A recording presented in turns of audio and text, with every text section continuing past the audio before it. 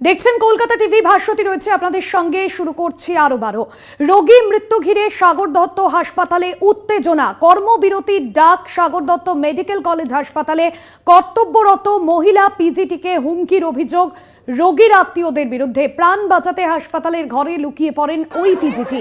ঘটনায় আক্রান্ত 6 জনেরও বেশি। পুলিশের বিরুদ্ধে নিষ্ক্রিয়তার অভিযোগ। জুনিয়র চিকিৎসকদের এবং সাগর দত্ত মেডিকেল কলেজ ও হাসপাতালে ছুটে যান প্রিন্সিপাল পার্থপ্রতিম প্রধান। বিক্ষোভ দেখাচ্ছেন নার্সিং স্টাফরা। প্রিন্সিপালকে ঘিরে মধ্যরাতে চলে জুনিয়র চিকিৎসকদের স্লোগানিং। যা হয়েছে তা অত্যন্ত নক্কারজনক ঘটনা। সাগর দত্তের রোগী মৃত্যুতে উত্তেজনা, হাসপাতালের সুপারের ঘরের সামনে বিক্ষোভ। জয়ন্ত মজুমদার আমাদের প্রতিনিধি রয়েছেন সরাসরি আমাদের সঙ্গে সাগর দত্ত হাসপাতাল চত্বর থেকে। জয়ন্ত, এই মুহূর্তের ছবিটা ঠিক কি? বিক্ষোভ এখনো পর্যন্ত চলছে, কি ছবি এই মুহূর্তে? আজকের কি আপডেট রয়েছে? দেখো, এই মুহূর্তে কিন্তু জুনিয়র যারা চিকিৎসকরা রয়েছেন গতকাল রাত থেকে যেমনটা তারা জানিয়ে দিয়েছিলেন যে গতকাল রাত থেকে তাদের কর্মবিরতি কিন্তু অব্যাহত হলো, অর্থাৎ আবার নতুন করে শুরু হলো। এমার্জেন্সি বিভাগেও তারা কিন্তু কোনো রকম ভাবে চিকিৎসা পরিষেবার জন্য বসবেন না। তো সেই কর্মবিরতি কিন্তু জুনিয়র ডাক্তারদের তরফ থেকে এখনো পর্যন্ত অব্যাহত রয়েছে। এবং নার্সিং যারা স্টাফেরা রয়েছেন তারা কার্যত সকালবেলা থেকে কিন্তু আমরা একটু আগে কিন্তু দেখিয়েছিলাম সেই চিত্র। নার্সিং যারা স্টাফেরা তারা কিন্তু এমএসডিপির ঘরের সামনে কিন্তু কিছুক্ষণ আগে বিক্ষোভে সামিল হয়েছিলেন। তাদের মূলত এটাই দাবি ছিল যে তারা হাসপাতালের ভেতর নিরাপদ নয়, এই নিরাপত্তাহীনতায় তারা কিন্তু ভুগছেন। এবং তারপরে হাসপাতালের যে চিত্র এখন ফুটে উঠলো, কিছুক্ষণ আগে দেখা গেল মেল ওয়ার্ডে একজন রোগী গতকাল রাত 10টার সময় ভর্তি হয়েছিলেন। তার পরিবারে যেমনটা অভিযোগ রয়েছে যে কোনো রকম কোনো ডাক্তার চিকিৎসা করেনি, সেই কারণে তিনি মারা গিয়েছেন। পরিপ্রেক্ষিতে জুনিয়র ডাক্তারদের মধ্যেই একজন জানিয়েছেন যে তাহলে ভাবুন হাসপাতাল অর্থাৎ স্বাস্থ্য দপ্তরের কি ভঙ্গুর দশা বা স্বাস্থ্যের কি ভঙ্গুর দশা, যে কারণে পিজিটি ইন্টার্নদের উপর ভরসা করতে হচ্ছে। কেন সেখানে পরিপক্ক কোনো ডাক্তার থাকবে না? কেন কোনো সিনিয়র সার্জন সেখানে থাকবে না? কেন রোগীদের বারবার করে এসে ফিরে যেতে হবে সাগর দত্ত মেডিকেল কলেজ এবং হাসপাতাল থেকে? কেন তারা সঠিক পরিষেবা পাবেন? অর্থাৎ শুধুমাত্র জুনিয়র ডাক্তারদের উপর দিয়েই চালিয়ে দিলে হবে না, তারাই সব দায় নিতে পারবে না। কিছু দায়িত্ব সিনিয়র ডাক্তার বা অথরিটি তাদেরকেও নিতে হবে। গতকাল রাতে যে ঘটনা ঘটেছে সেখানে কিন্তু এটা স্পষ্ট হয়ে গিয়েছে যে এই সাগর দত্ত হাসপাতালের গ্রাউন্ড ফ্লোর থেকে 4th ফ্লোর, যেখানে ঘটনাটি ঘটছে 4th ফ্লোর, আমি আবারও বলছি, সেই 4th ফ্লোরে কি করে 15 থেকে 20 জন বা তারও বেশি সংখ্যক মানুষ ঢুকে গেল? কেন হাসপাতালের ভেতরে সিকিউরিটি বা পুলিশ বা হাসপাতালের ভেতরে যারা প্রাইভেট সিকিউরিটি তারা কেন কিছু বললো না? জুনিয়র ডাক্তারদের মূলত প্রশ্ন চিহ্ন এটাই। শুধু তাই নয়, কিছুদিন আগে আমরা জানি হাসপাতাল প্রিমিসেসের ভেতরেই একটি পুলিশের আউটপোস্ট তৈরি করা হলো। তাহলে বলা যেতে পারে কি পুলিশের আউটপোস্ট সম্পূর্ণভাবে নিষ্ক্রিয়? জুনিয়র ডাক্তারদের একাংশের দাবি এই আউটপোস্ট শুধুমাত্র প্রহসনের জন্য তৈরি করা, আদতে এই আউটপোস্ট পুরোপুরিভাবেই নিষ্ক্রিয়। এবং সেই কারণে কিন্তু এখনো পর্যন্ত কিন্তু তাদের যে বলা যেতে পারে ধর্ণা বা সিজ ওয়ার্ক, সেটা কিন্তু এখনো পর্যন্ত সাগর দত্ত মেডিকেল কলেজ এবং হাসপাতাল অব্যাহত রয়েছে। এবং যারা নার্সিং স্টাফেরা রয়েছে তারা কোনো সিজ ওয়ার্কে যাবেন না, এটা জানিয়ে দিয়েছেন। কিন্তু তাদেরকে নিরাপত্তা দিতে হবে সঠিক, এটাই তারা বারবার করে প্রশ্নচিহ্ন বা বারবার করে কিন্তু দাবি তুলছেন যে তাদের নিরাপত্তাটা কোথায়। তারা রাত্রিকালীন যে সময়, সেই সময় তো নিরাপদ নয়, এমনি সময় তো কিন্তু নিরাপদ নয়।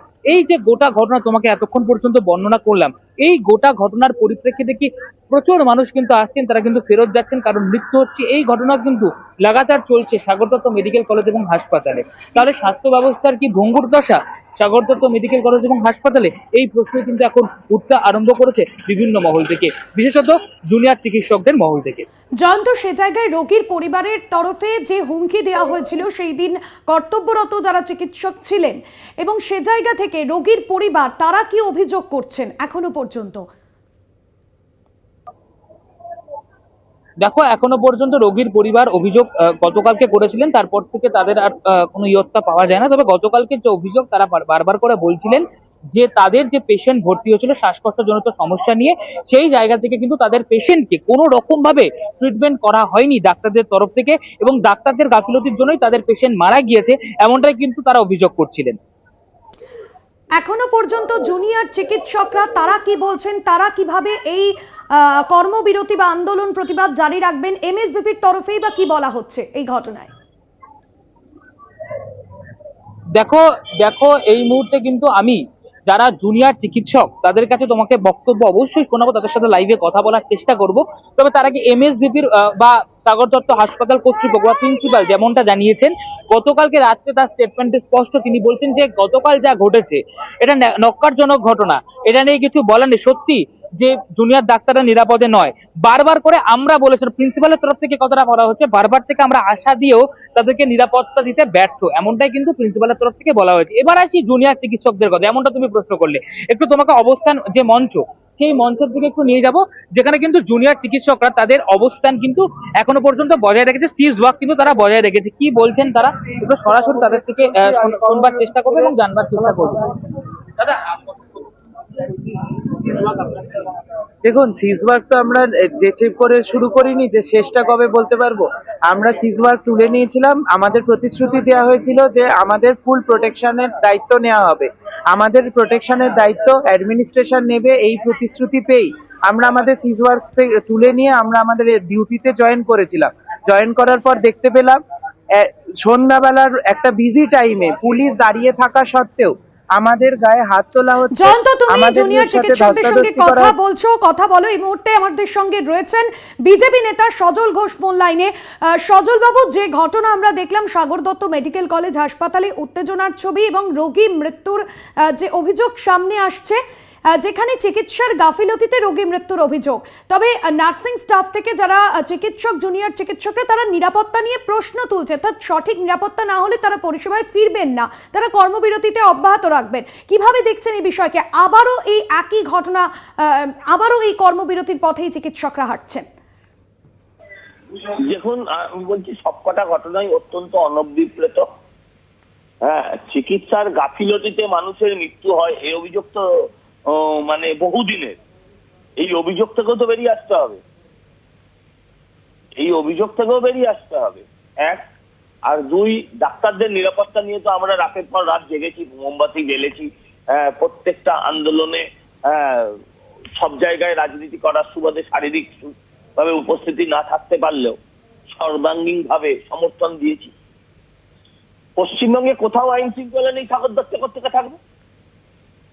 আপনারা চান সাগর দত্তে থাকবে, আরজি করে থাকবে? থাকবে। আজকে সাগর দত্ত এবার এরপরে হয়তো বলবে কোনো সময় যে সিআইএসএফ দাও, সিআরপিএফ দাও। পুলিশের ক্ষমতা আছে, পুলিশের ইচ্ছে নেই। পুলিশ রং হাতে চলছে, ফলে পুলিশ এই কাজটা করতে পারছে না। পুলিশ চাইলে এই কাজগুলো 10 মিনিট লাগে ঠান্ডা করে দিতে, কিন্তু রামকে মারবো আর শামকে ছেড়ে দেবো, এই যদি নীতি হয় তাহলে পুলিশ কখনো কাজ করতে পারবে না। অনেক ধন্যবাদ জানাবো আপনাকে। বিজেপি নেতা সজল ঘোষ ছিলেন আমাদের সঙ্গে ফোন লাইনে। আপনাদের জানাচ্ছিলাম জয়ন্ত রয়েছেন আমাদের সঙ্গে সরাসরি। জয়ন্ত, নিরাপত্তা নিয়ে একটা বড়সড় প্রশ্ন। এর আগেও আমরা দেখেছিলাম আরজি কর হাসপাতালে যখন এ ধরনের ঘটনা ঘটলো, নিরাপত্তার প্রশ্ন তুলে তারা বিক্ষোভ দেখিয়েছিলেন জুনিয়র চিকিৎসকরা। সে জায়গায় সাগর দত্ত মেডিকেল কলেজে যারা জুনিয়র চিকিৎসকরা এই মুহূর্তে অবস্থান মঞ্চে রয়েছে, তাদের কি বক্তব্য, তারা কি চাইছেন মূলত? দেখো, তাদের বক্তব্য একটা জিনিস স্পষ্ট হচ্ছে, যতক্ষণ না হাসপাতাল কর্তৃপক্ষ সঠিক নিরাপত্তা দিতে পারবে তাদের, এবং শুধুই খাতায় কলমে কি আশ্বস্ত করা যায়, শুধুই কি মৌখিকভাবে আশ্বস্ত করা যায়, সেটা বাস্তবায়িত কোথায় হচ্ছে, এই প্রশ্ন কিন্তু জুনিয়র চিকিৎসকদের মহল থেকে উত্তরারম্ভ করেছে। আউটপোস্ট হাসপাতাল প্রিমিসেসে রয়েছে, তা সত্ত্বেও কেন নিরাপত্তার অভাব বোধ করবে জুনিয়র চিকিৎসকরা? গতকালকের ঘটনা সেটা আরো একবার চোখে আঙুল দিয়ে সেটা কিন্তু প্রমাণ করে দিল। জুনিয়র চিকিৎসকদের এই মুহূর্তে অবস্থান মঞ্চে আমি বসে রয়েছি, আরেকজন জুনিয়র চিকিৎসক আমার সঙ্গে রয়েছেন, সরাসরি লাইভে আমি কথা বলবো। দাদা, এই যে আউটপোস্ট হলো, সুরাহা কি হলো? না, আউটপোস্ট তো হলো, এটা তো কি প্রদর্শনের জন্য হলো না কি এটা বুঝতে পারলাম না এখনো পর্যন্ত। কালকে তো পুলিশ এসেছিলেন 5-10 মিনিটের মধ্যে, 15-20 জন মিলে ওখানে লোকজন মিলে যখন মানে অকথ্য ভাষায় গালাগালি করছিলেন, ঠেলে ফেলছিলেন, ঠেলে দিচ্ছিলেন ডাক্তারবাবুকে, মহিলা ডাক্তারবাবুকে মানে হাত ধরে টানাটানি করছিলেন এবং সিস্টারদের পিছনে মারছিলেন। তখন পর্যন্ত পুলিশ মেয়ার সেক্রেটারি হিসেবে ছিলেন, ওনারা দেখছিলেন। তো আউটপোস্ট হয়ে পুলিশ এসে যদি এখানে ওরা কাজ না করে, ওখানে যদি ওরা দর্শক হিসেবে থাকে, তাহলে আমরা আর কি তাদের কাছ থেকে এক্সপেক্ট করতে পারি? একটা প্রশ্ন, যে এফআইআর গতকালকে কোথায় করে, আউটপোস্টে করা হয়েছিল নাকি আমার? না, কালকে আউটপোস্টে আমাদের এফআইআর করতে দেওয়া হয়নি। কেন হয়নি সেটা আমি ঠিক বলতে পারবো না। ওনারা বলেছেন যে কামারহাটিতে করতে হবে, যেখানে মেন যেখানে থানা আছে সেখানে গিয়ে করতে হবে। সুতরাং এইখানেই বড় প্রশ্ন যে আউটপোস্ট থাকা সত্ত্বেও এফআইআরটা কেন আউটপোস্টে হলো না।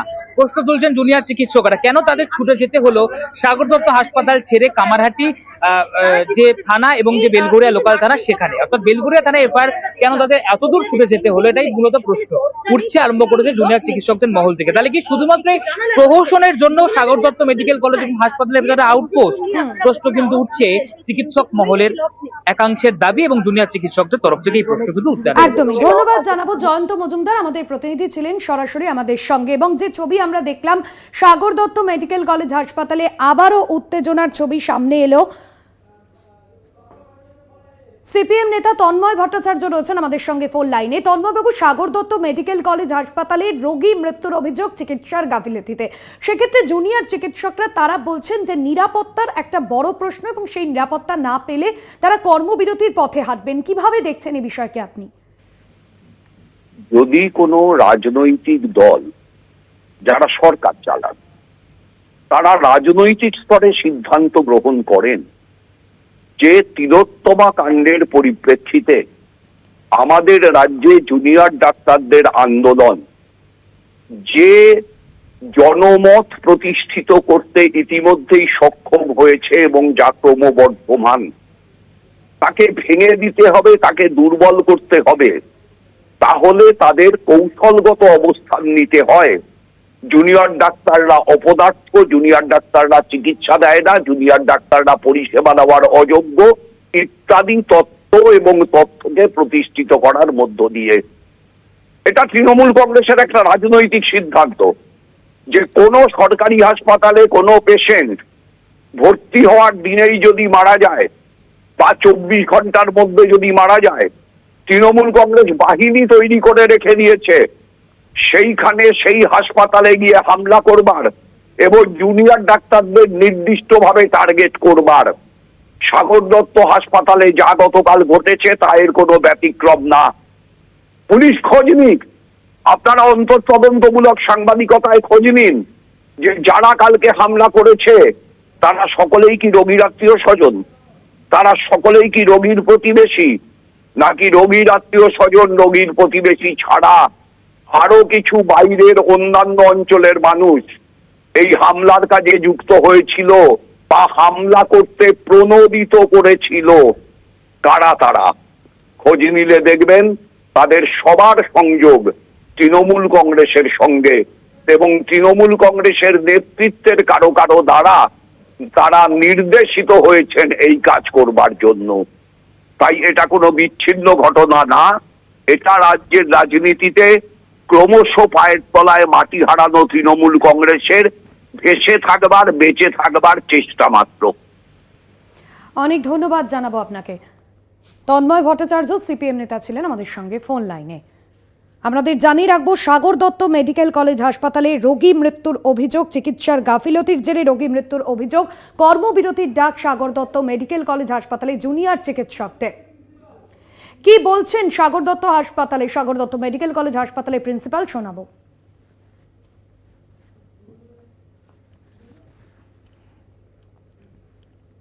যেটা হয়েছে তো নক্কারজনক ঘটনা। এটা বারবার করে এই অবস্থাতেও যদি এরকম হয়ে থাকে তাহলে তো আমরা কী অবস্থায় কাজ করছি আমাদের জুনিয়র ডাক্তার।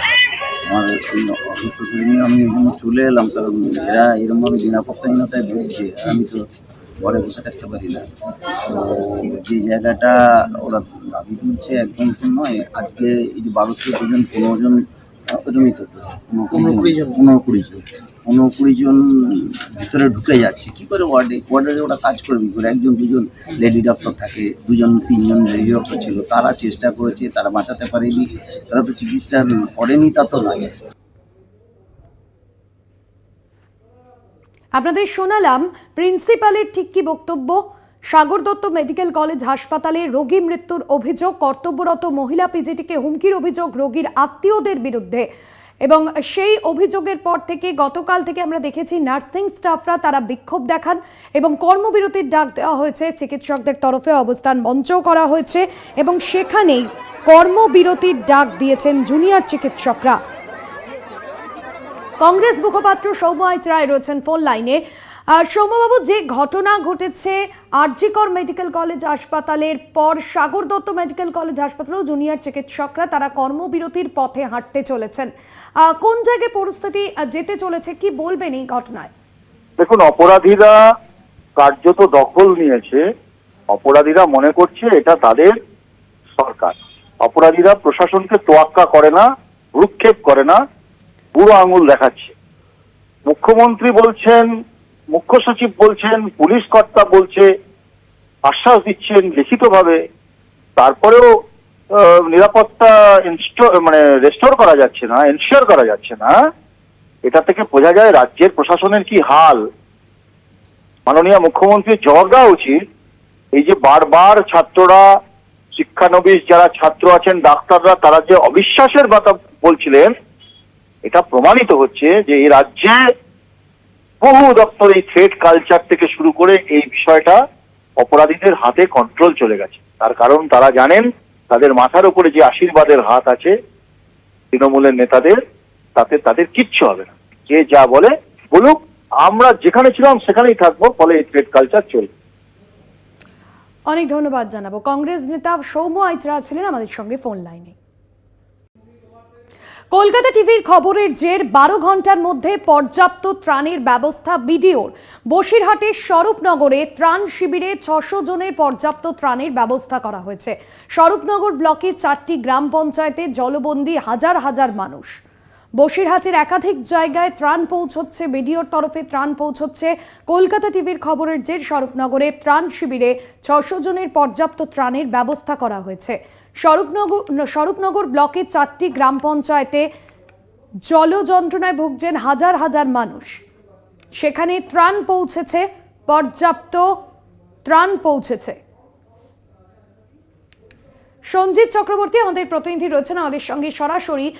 সঞ্জিত, কলকাতা টিভির খবর সম্প্রচারের পরেই বিডিওর তরফে পর্যাপ্ত ত্রাণের ব্যবস্থা করা হয়েছে এবং দুর্গতদের কাছে সেই ত্রাণ পৌঁছে দেওয়া হয়েছে। এই মুহূর্তে দুর্গতরা যারা পেয়েছেন ত্রাণ, স্থানীয় বাসিন্দারা, তারা কি বলছেন? দেখো, গতকাল অর্থাৎ শুক্রবার দিনভর যে কলকাতা টিভি খবরের জের ভিডিও স্বয়ং স্বীকার করেছিল যে ত্রাণ এখনও ঠিকঠাক জায়গায় পৌঁছাচ্ছে না পর্যাপ্ত পরিমাণে। সেই খবর সম্পরিচিত হওয়ার পরে এই খবরের জেরে কিন্তু নড়ে চড়ে বসেছে প্রশাসন, অর্থাৎ বসিরহাট মহকুমা শাসক থেকে শুরু করে স্থানীয় প্রশাসন। ইতিমধ্যে যে স্বরূপনগরের ভিডিও বিষ্ণুপদ রায় তিনি জানিয়েছেন, অডিও বার্তা তিনি যেটা বলেছেন যে পর্যাপ্ত পরিমাণে, অর্থাৎ উত্তর 24 পরগনার স্বরূপনগর ব্লকের যে 4টি গ্রাম পঞ্চায়েত রয়েছে, চারঘাট, সগুনা, গোবিন্দপুর এবং বিশেষ করে এই গ্রাম পঞ্চায়েতগুলোতে কয়েক হাজার মানুষ কিন্তু জলবন্দী হয়ে পড়েছে। তার মধ্যে 600 জন কিন্তু ত্রাণ শিবিরে আশ্রয় নিয়েছে, অর্থাৎ চারঘাট জুনিয়র বেসিক স্কুলে আশ্রয় নিয়েছে। তাদের খাবার এবং পর্যাপ্ত পরিমাণে শুকনো খাবারের ব্যবস্থা করেছে। অর্থাৎ 12 ঘন্টার মধ্যেই কিন্তু এই খবর প্রচার হওয়ার পর অর্থাৎ সেই ভিডিও আশ্বাস দিয়েছেন যে পর্যাপ্ত পরিমাণে ত্রাণ পৌঁছে দেওয়া হয়েছে প্রতিটা পঞ্চায়েত এলাকায়। যেসব জায়গায় দুর্গত বেশি অঞ্চল অর্থাৎ জলবন্দী রয়েছে মানুষ, তাদেরকেও সেই ব্যবস্থা করা হয়েছে। বিশেষ করে বড়দের শুকনো খাবার, চিড়ে, মুড়ি, গুড় এবং বাচ্চাদের গুঁড়ো দুধ, সেই সঙ্গে পানীয় জল, অর্থাৎ যেসব অঞ্চলে বিশেষ তুমি জানো ইছামতি, যমুনা, পদ্মা এই নদীর জলস্তর বেড়ে গিয়ে যেমন নদীর জল ঢুকে পড়েছে, এখনও স্বরূপনগরে বিস্তীর্ণ অঞ্চলের মানুষ কোথাও 1 হাঁটু, কোথাও আবার কোমরবর্তী জল, পানীয় জলের কল ডুবে গেছে। সেই জল যাতে পানীয় জল থেকে বঞ্চিত না হয়, পরিশুদ্ধ পানীয় জল তারা কিন্তু তার প্যাকেটের ব্যবস্থা করা হয়েছে, অর্থাৎ পাউচের ব্যবস্থা করা হয়েছে। পাশাপাশি যেসব মেডিকেল টিম, অর্থাৎ এই সময় তুমি জানো জলবায়ু রোগ যে হয়, সেই জলবায়ু রোগের জন্যে ডায়রিয়া সহ চুলকানি যে একাধিক যে রোগ, চর্মরোগ রয়েছে, সেই চর্মরোগের জন্য তারা বিভিন্ন স্বাস্থ্য যে কেন্দ্র রয়েছে সেখানে পর্যাপ্ত পরিমাণে ওষুধ এবং স্বাস্থ্যকর্মীদের নিয়োগ করেছে। সব মিলে স্বরূপনগরের যে স্থানীয় বাসিন্দারা তারা বলছেন যে দীর্ঘদিন ধরে যে অভিযোগটা করে আসছেন, গতকালকেই আমাদের ক্যামেরার সামনে যেটা বলেছেন যে ত্রাণ পাচ্ছেন না, যে ত্রাণের ব্যবস্থা নেই। কিন্তু বেশ কিছু অঞ্চল থেকে ত্রাণের বিক্ষোভের খবর উঠে আসছিল। তারপরে নড়ে চড়ে বসে প্রশাসন, ব্লক প্রশাসন। তারপরে তারা আজকে বিশেষ করে ভিডিও তিনি জানান যে প্রতিটি পঞ্চায়েতের কিন্তু পর্যাপ্ত পরিমাণে ত্রাণের ব্যবস্থা করা হবে এবং ইতিমধ্যে দুর্গত এলাকায় ত্রাণ পৌঁছে গেছে। ত্রাণ পেয়ে তারা স্বাভাবিক হলেও কিন্তু তারা একটা জায়গায় অনিশ্চিত অর্থাৎ রয়েছে সামনে। তুমি জানো দুর্গাপুজো, তার মধ্যে যেখানে যে জল রয়েছে, জলবন্দী হয়ে পড়ে রয়েছে, একদিকে বিঘেকে বিঘে জমির ফসল নষ্ট হয়েছে, ধান চাষ ক্ষতিগ্রস্ত হয়েছে, পুকুরের মাছ বেরিয়ে গেছে নোনা জলে। তার সব রকম যাতে বিনামূল্যে অর্থাৎ শস্য বীজ পায় এবং সরকার তাদের পাশে থাকে সেই ব্যবস্থাটা করুক। এবং পাশাপাশি যেসব ঘর ক্ষতিগ্রস্ত হয়েছে আংশিকভাবে, যেসব কাঁচা বাড়ি পুরোপুরি ক্ষতিগ্রস্ত হয়েছে, আংশিকভাবে যেসব ঘর ক্ষতিগ্রস্ত হয়েছে তাদেরকে যাতে ক্ষতিপূরণ পায় সেটাও তারা দাবি জানিয়েছেন। ত্রাণ পেলেও কিন্তু তারা কিন্তু এখন স্বাভাবিক জীবনে ফিরতে পারছে না। বহু মানুষ এখনও ত্রাণ শিবিরে রয়েছে এবং বিশেষ করে বিভিন্ন স্কুল চত্বরে তারা কিন্তু আশ্রয় নিয়েছে।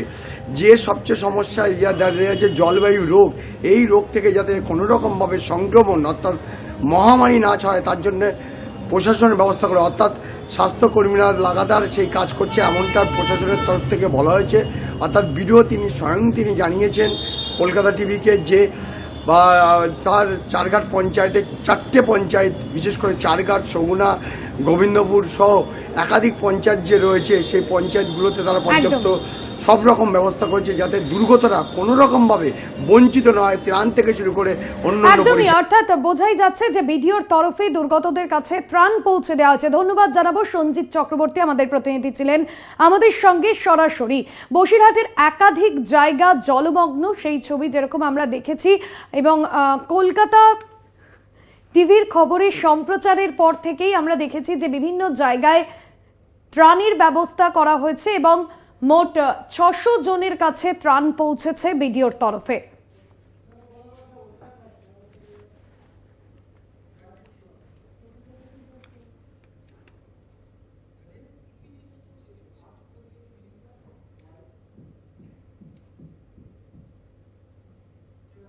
ডিভিসির ছাড়া জল এবং বৃষ্টির ফলে জল জমে ক্ষতি হয়েছে ধান ও আনাজের। চিন্তায় বলাগড় ব্লকের চাষিরা। বলাগড়ের মিলনগড় এবং চর খয়রামারি গ্রামের চাষিরা ক্ষতিগ্রস্ত, আনাজেরও ব্যাপক ক্ষতি হয়েছে, ফলে মাথায় হাত পড়েছে চাষিদের। গোটা ব্লকে 10,880 হেক্টর জমিতে আমন ধান চাষ হয়েছে, ক্ষতি হয়েছে 500 হেক্টর জমির চাষে। হুগলির বলাগড়ে একের পর এক চাষের জমি ক্ষতিগ্রস্ত হয়েছে, জলের তলায় চাষের জমি। দেবেশ চক্রবর্তী আমাদের প্রতিনিধি রয়েছেন আমাদের সঙ্গে। দেবেশ, কি পরিস্থিতি এই মুহূর্তে? পুজোর আগে কার্যত তো মাথায় হাত কৃষকদের, কি বলছেন তারা? প্রশাসনের তরফে কিভাবে আশ্বস্ত করা হচ্ছে, কিভাবে পাশে দাঁড়ানো হচ্ছে কৃষকদের?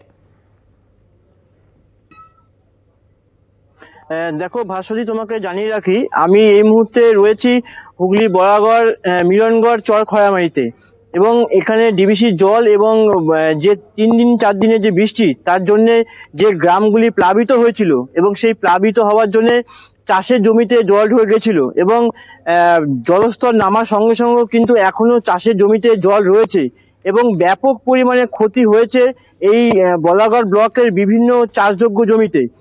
যেটা জানা গেছে 10,880 হেক্টর জমিতে এই সময় আমন ধান চাষ হয় এবং তার মধ্যে 500 হেক্টর জমির আমন ধান নষ্ট হয়েছে এবং যেটা জানা যাচ্ছে এখানকার যিনি চাষি অধিকর্তা আছেন, মানে কৃষি অধিকর্তা আছেন, 750 হেক্টর জমিতে সাধারণত সবজি চাষ হয়, সেই জমির মধ্যে 385 হেক্টর জমির ক্ষতি হয়েছে। এবং যেটা ব্লক কৃষি অধিকর্তা জানাচ্ছেন যে এই সমস্ত রিপোর্ট তিনি জেলা কৃষি দপ্তরে পাঠানো হয়েছে এবং প্রত্যেক দিনের রিপোর্ট তোলা হয়েছে। এবং আমরা রয়েছি একজন চাষির সাথে যার বলাগড় ব্লকে সব থেকে ক্ষতি হয়েছে, অপূর্ব বাবুই। আমরা তার সঙ্গে আবার কথা বলবো, তিনি কি বলছেন এই বিষয়ে। আপনার কতটা ক্ষতি হয়েছে চাষে? আমার ক্ষতির পরিমাণ আমি আপনাকে কি করে বোঝাবো। এবছর যে ভয়াবহ বন্যা হয়েছে তা ক্ষতির পরিমাণ অঙ্কে বোঝানো যাবে না। এত বড় ক্ষয়ক্ষতির সম্মুখীন আমরা কোনোদিন হইনি। চরম অর্থনৈতিক সংকটের মধ্যে আছি। আগামী দিনে যে কি করে রবি শস্য চাষটা করব সেটা আমরা বুঝতে পারছি না। তারপর সংসার কিভাবে চলবে সেটাও আমরা মানে ভেবে উঠতে পারছি না। প্রশাসনের তরফ থেকে কিছু সাহায্য করা হচ্ছে আপনাদের? এখনো পর্যন্ত সেরকম কোনো খবর নেই যে প্রশাসন বা বিডিও বা অঞ্চল এর জন্য সাহায্য ঘোষণা, এটা এখনো পর্যন্ত আমরা জানি না। শুনতে একদমই। পেলে ভাস্বতী একজন একদমই যিনি ধন্যবাদ জানাবো অপূর্ব বালু তোমাকে চাষ দেবেশ। অর্থাৎ অনেকটাই ক্ষতির মুখে পড়েছেন পুজোর মুখে দাঁড়িয়ে কৃষকরা। ডিভিসির চারা জল ও বৃষ্টির ফলে জল জমে ক্ষতি ধান ও আনাজে চিন্তায় বলাগড় ব্লকের চাষিরা। প্লাবিত ঘাটালে বাড়ছে বন্যার জল, জল বাড়ায় সমস্যা বাড়ছে স্থানীয়দের মধ্যে। জল পেরিয়েই চলছে নিত্যদিনের যাতায়াত। ঘাটালে প্লাবিত ঘাটাল, বন্যার জল বাড়ছে সেই ছবি দেখাচ্ছি আপনাদের। বিভিন্ন জায়গায় চাষের জমি থেকে বাড়িঘর জলের তলায় চলে গিয়েছে। নৌকা করে যাতায়াত করছেন স্থানীয় বাসিন্দারা। প্লাবিত ঘাটালে বাড়ছে বন্যার জল। মধুসূদন ভট্টাচার্য আমাদের প্রতিনিধি রয়েছেন আমাদের সঙ্গে সরাসরি। মধুসূদন, এই মুহূর্তে ঘাটালের কি পরিস্থিতি?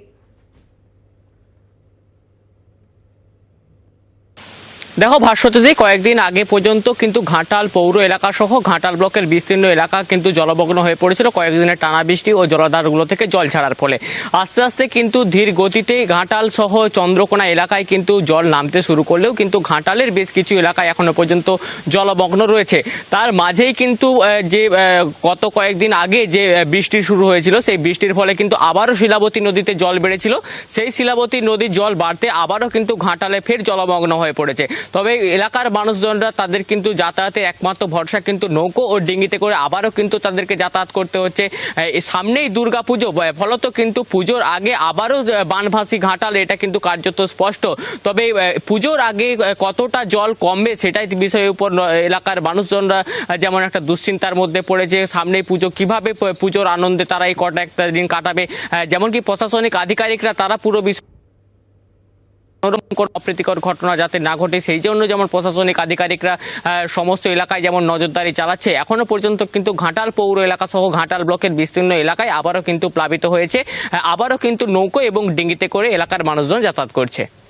একদমই ধন্যবাদ জানাবো। মধুসূদন ভট্টাচার্য প্রতিনিধি ছিলেন সরাসরি ঘাটাল থেকে।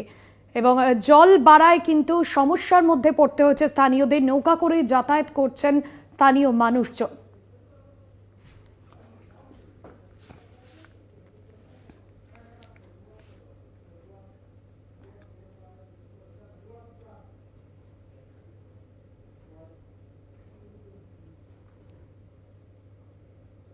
ডুয়ার্স ও ভুটান পাহাড়ে একটানা বৃষ্টিতে বিপর্যস্ত জনজীবন। একের পর এক জায়গায় আমরা দেখেছি যে ধস নামছে। তিস্তা, জলঢাকা সহ একাধিক নদীতে জলস্ফীতি। তিস্তার অসংরক্ষিত এলাকায় সতর্কবার্তা। সেচ দফতরের মাল মহকুমার ক্রান্তি এলাকায় চলছে মাইকিং, অর্থাৎ প্রশাসনের তরফে সতর্কতা নেওয়া হয়েছে। জলমগ্ন এলাকায় পরিদর্শনে জনপ্রতিনিধি ও বানারহাটের বিডিও।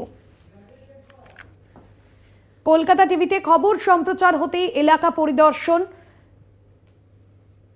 জলবন্দী মানুষদের সঙ্গে কথা বলেন বিডিও এবং শুকনো খাবারেরও ব্যবস্থা করা হয়।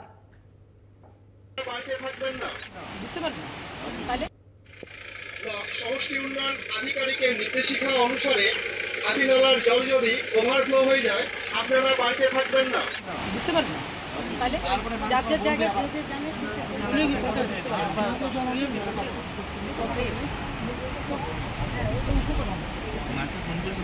শুভজিৎ দেবনাথ রয়েছেন ফোন লাইনে। শুভজিৎ, প্রশাসনের আধিকারিকদের তরফে কি কি সতর্কতা নেওয়া হচ্ছে এই মুহূর্তে, সেখানকার কি পরিস্থিতি, কি আপডেট রয়েছে আজ? দেখো, প্রশাসনের তরফে কিন্তু জলবন্দী সমস্ত এলাকা রয়েছে তাদেরকে কিন্তু নিরাপদ স্থানে নিয়ে যাওয়ার ব্যবস্থা করা হচ্ছে। আর জলমগ্ন এলাকায় কিন্তু পরিদর্শনে গিয়ে এবার এলাকাবাসীর মুখে পড়লো জনপ্রতিনিধি থেকে শুরু করে প্রশাসনের কর্তা। বানাহাটের সাকুয়াঝোর 1 নম্বর পঞ্চায়েতের অন্তর্গত এলাকাটার ঘটনা। রাতভর ভুটান পাহাড় ও ডুয়ার্স জুড়ে একটানা ভারী বৃষ্টিতে কিন্তু জলমগ্ন হয়ে পড়ে বানাহাটের বিস্তীর্ণ এলাকা। হাতিনালার জল ঢুকে পড়ে গ্রাম পঞ্চায়েতের নেতাজি পাড়া SM কলোনি এলাকায় জলবন্দী হয়ে পড়ে বহু মানুষ। পাশাপাশি গয়েরকাটা সাকুয়াঝোর 1 নম্বর গ্রাম পঞ্চায়েতের জ্যোতির্ময় কলোনি, শান্তিনগর কলোনি, বিবেকানন্দ পূর্ণি এলাকায় কিন্তু জল ঢুকে পড়ে আংরাবাস নদীর জল। জলবন্দী হয়ে পড়ে প্রায় 200 পরিবার। খবর পেয়ে কিন্তু ঘটনাস্থলে পরিদর্শনে আসেন ধূপগুড়ি মহকুমা শাসক হাটের বিডিও নিরঞ্জন বর্মন এবং SD এবং কি গ্রাম পঞ্চায়েতের প্রধান উপপ্রধান সকলেই গয়েরকাটা পরিদর্শনে গিয়ে কিন্তু এলাকাবাসীর ক্ষোভের মুখে পড়ে জনপ্রতিনিধি ও প্রশাসনের আধিকারিকরা। যেমনটা এলাকাবাসীর অভিযোগ যে ভোটের আগে নেতারা দিয়েছিল ভোট মিটিয়ে কিন্তু বাঁধ নির্মাণ করা হবে, কিন্তু সেই বাঁধ এখন পর্যন্ত নির্মাণ করা হয়নি। তাই কিন্তু ক্ষোভে ফেটে পড়েন প্রশাসনের আধিকারিকদের। এদিকে প্রশাসনের তরফেও কিন্তু জলবন্দী হয়ে যারা পড়েছে তাদের কিন্তু উদ্ধার করে নিরাপদ স্থানে আশ্রয়ের জন্য কিন্তু দুটি ত্রাণ শিবিরের ব্যবস্থা করা হয়েছে। মাইকিং চলছে নদী তীরবর্তী এলাকায় যে সমস্ত বাসিন্দারা রয়েছে তাদের সঙ্গে কিন্তু মহকুমা শাসক কথা বলছেন। ভাস্বতী, একদমই ধন্যবাদ জানাবো। শুভজিৎ দেবনাথ আমাদের প্রতিনিধি ছিলেন ফোন লাইনে।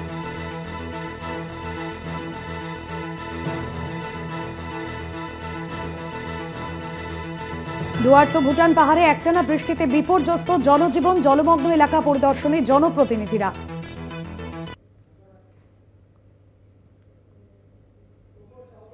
পাশাপাশি তিস্তার নিম্ন অববাহিকায় জল বেড়ে প্লাবনের আশঙ্কা, জলপাইগুড়ির একাধিক এলাকায় সতর্কবার্তা। জলপাইগুড়ি পুরসভার উদ্যোগে চলে মাইকিং। জলপাইগুড়ির একাধিক জায়গায় সতর্ক করে প্রশাসন সেখানকার সাধারণ মানুষজনকে।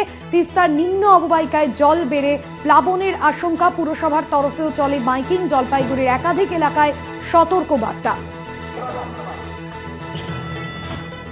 সুজিত দে আমাদের প্রতিনিধি রয়েছেন ফোন লাইনে। সুজিত, পুরসভার তরফে মাইকিং, প্রশাসনের তরফে একাধিক পদক্ষেপ নেওয়া হয়েছে, সতর্কবার্তা দেওয়া হয়েছে, কি পরিস্থিতি, কি পদক্ষেপ প্রশাসনের? গতকাল রাতেই কিন্তু প্রশাসন থেকে কিন্তু মাইকিং করাচ্ছে। জলপাইগুড়ি পৌরসভা 3 নম্বর ওয়ার্ডের কাউন্সিলর তারা কিন্তু মাইকিং করেছে 3 নম্বর ওয়ার্ডে যে তিস্তার পারে এলাকা ও পঞ্চায়েত এলাকায় কিন্তু মাইকিং করেছে। জল বাড়ছে, যেরকম গাজলডোবা থেকে জল ছাড়ার কারণে কিন্তু জল বাড়ছে।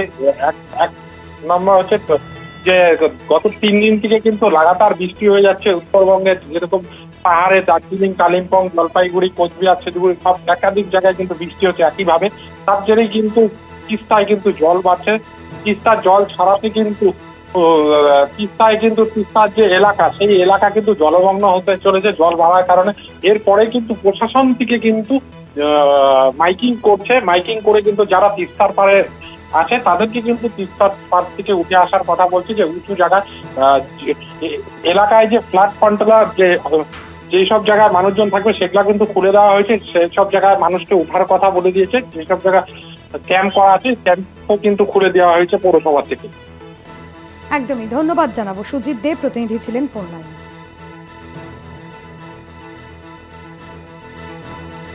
একটানা বৃষ্টিতে বিভিন্ন জায়গায় নদীর জলস্তর বেড়েছে। তিস্তা নদীর জলস্তর বেড়েছে। জলপাইগুড়ির একাধিক এলাকায় পুরসভার তরফে মাইকিং চলছে।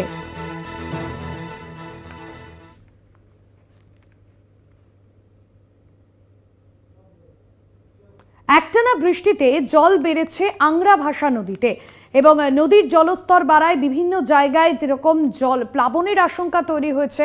একটানা বৃষ্টিতে জল বেড়েছে আংরাভাষা নদীতে, জল পেরিয়েই চলছে যাতায়াত। আংরাভাষা নদীর জল বেড়ে জলমগ্ন একাধিক এলাকা। বানারহাটের সাকোয়াঝোড়া 1 নম্বর গ্রাম পঞ্চায়েতের একাধিক বাড়ি জলমগ্ন। ভোগান্তিতে পড়েছেন সাধারণ মানুষজন।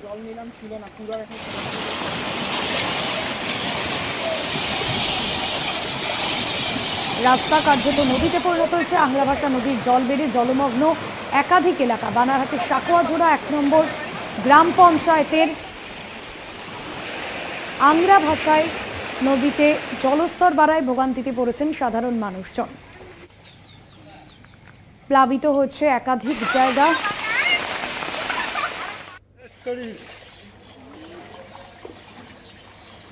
শুভজিৎ দেবনাথ রয়েছেন আমাদের সঙ্গে ফোন লাইনে। শুভজিৎ, ঠিক কি পরিস্থিতি? দেখো ভাস্বতী, কিন্তু জলবন্দী যে সমস্ত এলাকা সেই এলাকা কিন্তু পরিদর্শন করেছে জনপ্রতিনিধি থেকে শুরু করে প্রশাসনিক আধিকারিকরা। জলবন্দী হয়ে পড়া মানুষ যারা রয়েছে তাদের সঙ্গে কথা বলছেন ধূপগুড়ি মহকুমা শাসক এবং বানাহাটের বিডিও এবং এলাকার গ্রাম পঞ্চায়েতের প্রধান। ইতিমধ্যেই কিন্তু জলবন্দী এলাকার মানুষ যারা রয়েছে তাদেরকে কিন্তু নিরাপদ স্থানে নিয়ে যাওয়ার জন্য ব্যবস্থা করা হচ্ছে। পাশাপাশি এই মুহূর্তে কিন্তু বৃষ্টি কমে যাওয়ার জল কিন্তু অনেকটাই নেমে গিয়েছে। তবে ডুয়ার্স এবং ভুটান পাহাড় এবং আকাশ জুড়ে কিন্তু কালো মেঘ রয়েছে। ফের যদি বৃষ্টি হয় তাহলে কিন্তু আবারও অবস্থার অবনতি হতে পারে, সেই আশঙ্কায় কিন্তু ইতিমধ্যেই কিন্তু মাইকিং করা হচ্ছে এবং তাদের কিন্তু নিরাপদ স্থানে সরে যাওয়ার জন্য বলা হচ্ছে। পাশাপাশি তাদের শুকনো খাবারেরও ব্যবস্থা করা হয়েছে, এমনকি 2টি শিবিরেরও ব্যবস্থা করা হয়েছে। ভাস্বতী, একদমই ধন্যবাদ জানাবো। শুভজিৎ ছিলেন আমাদের সঙ্গে প্রতিনিধি ফোন লাইনে।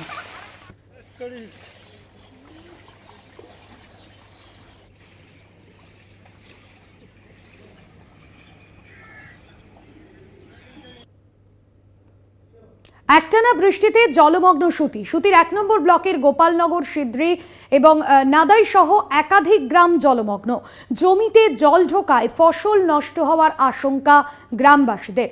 টানা বৃষ্টি ও ঝাড়খণ্ডের ডিভিসি থেকে জল ছাড়ায় একাধিক গ্রাম জলমগ্ন। সুতির 1 নম্বর ব্লকের একাধিক গ্রাম জলমগ্ন। জমিতে জল ঢোকায় ফসল নষ্ট হওয়ার আশঙ্কা গ্রামবাসীদের। সুতির 1 নম্বর ব্লকের গোপালনগর, নাদাই সহ একাধিক গ্রাম জলমগ্ন। দেখছেন যে ছবি, টানা বৃষ্টি ও ঝাড়খণ্ড থেকে আসা জলে রাজ্যের বিভিন্ন প্রান্তে, মূলত দক্ষিণবঙ্গের একাধিক জায়গা প্লাবিত হয়েছে। বানভাসী পরিস্থিতি, জমিতে জল ঢোকায় ফসল নষ্ট হওয়ার আশঙ্কায় পড়েছেন কৃষকরাও। সুতির 1 নম্বর ব্লকের গোপালনগর, নাদাই সহ একাধিক এলাকা জলমগ্ন।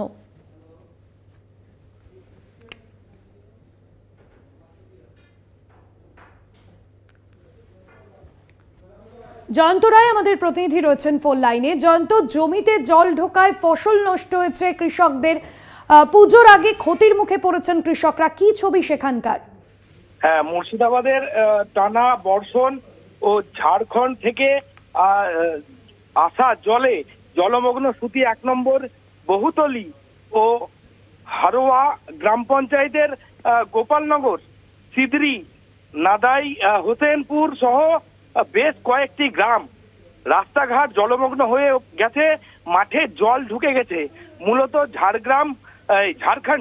ঝাড়খণ্ড থেকে জল বাঁশলই নালা দিয়ে আসে, কিন্তু এই এলাকায় বাঁশলই নালা নাব্যতা হারিয়ে ফেলাই নালার দুকুল ছাপিয়ে মাঠে ঘাটে এবং গ্রামে জল ঢুকে পড়ে। যদিও 2-3 দিনের মধ্যেই সেখানে ফিডার ক্যানেলের মাধ্যমে ভাগীরথী নদীতে জল চলে যায়। গ্রামবাসীরা আশঙ্কা করছে জমিতে জল ঢুকে গিয়েছে, সেই কারণে মাঠের ধান সবজি ক্ষতিগ্রস্ত হয়েছে। মূলত স্থানীয়রা দাবি বাঁশলাই নালা নোংরা আবর্জনায় একদমই বোঝা যাচ্ছে। ধন্যবাদ জানাবো তোমায়। ডুবে গেছে।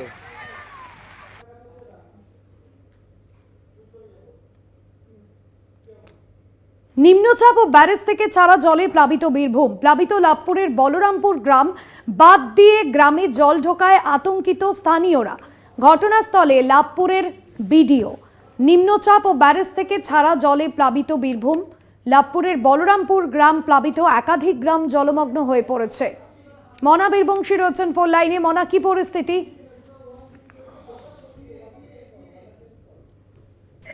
বিগত কয়েকদিন ধরে একদিকে নিম্নচাপের জেরে মেঘ ভাঙা বৃষ্টি, সেই বৃষ্টির দাপট, বৃষ্টির জল, অন্যদিকে বিভিন্ন জলাধার থেকে ছাড়া জল, এই দুয়ের দাপটে তুমি জানো যে আগেই লাভপুরের, বিশেষ করে ঠিবা অঞ্চলের বলরামপুরে, যেখানে কুয়ে নদীর বাঁধ আগেই ভেঙেছিল, সেই কুয়ে নদীর জল বিপদসীমার মধ্যে দিয়ে যাচ্ছে, জলস্তর বৃদ্ধি পেয়েছে এবং সেই জল বাঁধ যে ভেঙেছে, সেই ভাঙা বাঁধ দিয়ে জল কিন্তু হু হু করে ঢুকছে।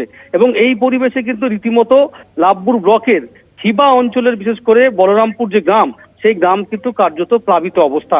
সকাল থেকে আমরা যে চিত্র দেখতে পাচ্ছি যে হু হু করে গ্রামে কিন্তু জল ঢুকছে। প্রায় 150-র উপর এই গ্রামে কিন্তু পরিবার রয়েছে, বসবাস করেন। খুব স্বাভাবিকভাবেই এখনো পর্যন্ত 50 থেকে 60টি পরিবার বা বাড়িতে কিন্তু জল ঢুকেছে। দেখো, সকাল থেকেই আমরা দেখতে পাচ্ছি যে লাভপুরের যিনি বিডিও শিশুতোষ প্রামাণিক, তিনি কিন্তু ঘটনাস্থলে রয়েছেন। পঞ্চায়েতের যে সমস্ত আধিকারিকরা, তারা কিন্তু সকাল থেকে রয়েছেন। আমরা দেখতে পাচ্ছি যে অঙ্গনওয়াড়ি যে সেন্টার, সেই সেন্টারে জল ঢুকে গেছে। আপাতত সেই সেন্টার বন্ধ রাখা হয়েছে। এছাড়াও প্রাথমিক বিদ্যালয় থেকে শুরু করে ICDS সেন্টার, সবগুলোতে কিন্তু জলমগ্ন। বেশ কিছু বাড়িতে জল ঢুকেছে। রীতিমতো আবারও নতুন করে জলাতঙ্কের পরিবেশ কিন্তু তৈরি হয়েছে। আমরা অবশ্যই গ্রামবাসীদের সঙ্গে কথা বলেছিলাম, তারা বলছেন যে তারা রীতিমতো আতঙ্ক এবং ভীত সন্ত্রস্ত হয়ে রয়েছেন। কারণ যেভাবে জলস্তর বেড়েছে, খুব স্বাভাবিকভাবেই গ্রামে জল ঢুকেছে, তাদের বাড়িতে জল ঢুকেছে। খুব স্বাভাবিকভাবেই আবারও নতুন করে তাদের যে সাধারণ যে জনজীবন, সেই জনজীবন কিন্তু বিপর্যস্ত হয়েছে। সব মিলিয়ে আবারও নতুন করে একদিকে নিম্নচাপের জিরে মেঘ ভাঙা বৃষ্টি এবং জলাধার থেকে ছাড়া জলে লাভপুরের যে বলরামপুর গ্রাম, সেই গ্রাম কিন্তু প্লাবন অবস্থা। তবে যুদ্ধকালীন তৎপরতায় প্রশাসনিক আধিকারিকরা, কর্মীরা ঘটনাস্থলে রয়েছেন, তারা কিন্তু কাজ চালিয়ে যাচ্ছেন। ভাস্বতী, ধন্যবাদ মনা।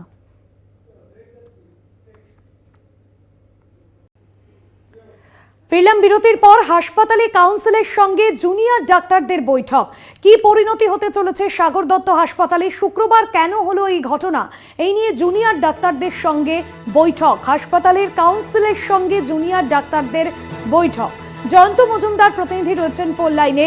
জয়ন্ত, হাসপাতালের কাউন্সিলের সঙ্গে জুনিয়র ডাক্তারদের বৈঠক, আর সেক্ষেত্রে পরবর্তীতে পরিস্থিতি কোন জায়গায় যেতে চলেছে, কখন হচ্ছে এই বৈঠক, কি জানা যাচ্ছে, কারা কারা থাকছেন বৈঠকে?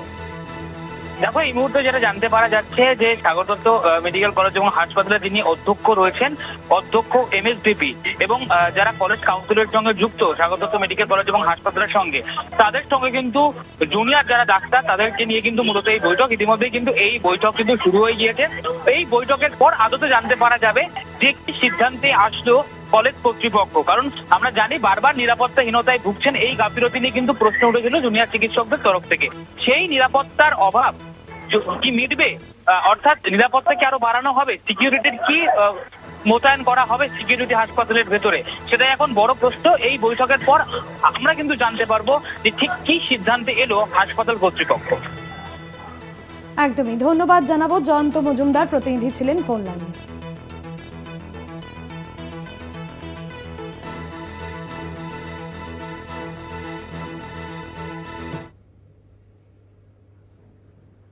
আর এবার যে খবরে নজর রাখবো, পাথর প্রতিমায় প্রকাশ্যে এলো তৃণমূলের গোষ্ঠী কোন্দল।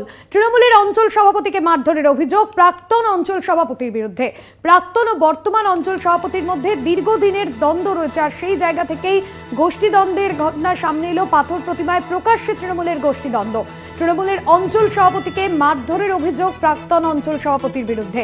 প্রাক্তন ও বর্তমান অঞ্চল সভাপতির মধ্যে দীর্ঘদিনের দ্বন্দ্ব। আপনাদের জানিয়ে রাখবো, পাথর প্রতিমায় প্রকাশ্যে এলো তৃণমূলের গোষ্ঠী কোন্দল। তৃণমূলের অঞ্চল সভাপতিকে মারধরের অভিযোগ। প্রাক্তন অঞ্চল সভাপতির বিরুদ্ধে এই অভিযোগ সামনে আসছে। প্রাক্তন ও বর্তমান অঞ্চল সভাপতির মধ্যে দীর্ঘদিনের দ্বন্দ্ব।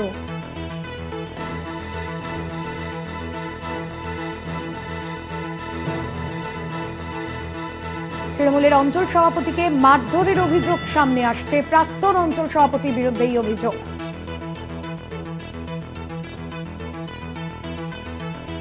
মানুষ প্রধান প্রতিনিধি রয়েছেন ফোন লাইনে। মানুষ, ঠিক কি কারণে এই গোষ্ঠী কোন্দল, কি জানা যাচ্ছে?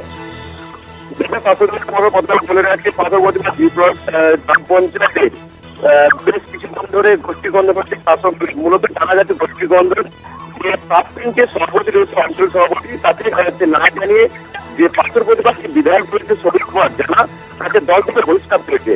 সেই কারণেই সে গতকাল এখন যে বর্তমান যে অঞ্চল সভাপতি, সে যখন রাস্তা দিয়ে যাচ্ছিল, প্রাক্তন অঞ্চল সভাপতি লোকজনেরা তাকে মারধর করে। সেই অভিযোগে এখনো দুজনকে গ্রেপ্তার করা হচ্ছে। আরো কিছু যে তাদের নামে অভিযোগ হয়েছে। যে বর্তমান সভাপতি যে রয়েছে সে এখন হসপিটালে ভর্তি হয়েছে বাচ্চাদেরই। তবে এই বিষয়ে প্রশাসনের পক্ষ থেকে যেটা জানানো হচ্ছে যে এটা গোষ্ঠীগত রয়েছে, কিন্তু এই সমস্যা যে গত প্রায় মাস ধরে গোষ্ঠীগত হচ্ছে, সেই কারণেই কিন্তু এটা হয়েছে।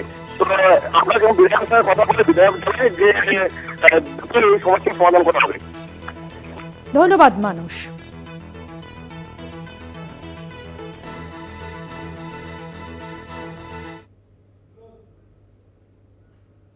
আরো এখন এ পর্যন্তই। দেখতে থাকুন কলকাতা টিভি রাত দিন 7 দিন।